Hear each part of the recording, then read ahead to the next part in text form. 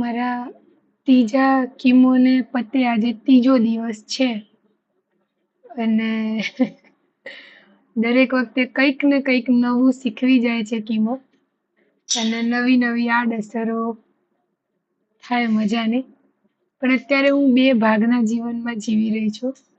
એક છે મારા કીમોના 3 દિવસ ને એના પછીના 10 દિવસ જ્યારે હું પાણી ખાવા સ્વાદ બધું ત્યજી દઉં છું અને બધાથી ચીડાઈ જાઉં છું.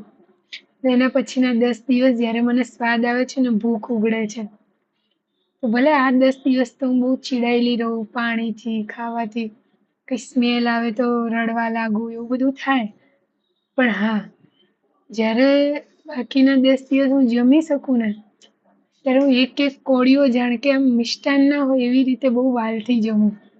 કેમ કે ત્યારે મને અહેસાસ થાય છે એ એક કોળીઓ જ્યારે મારા પેટમાં જાય ને મને ઢાઢક વળે એ આખી અલગ જ આનંદ છે.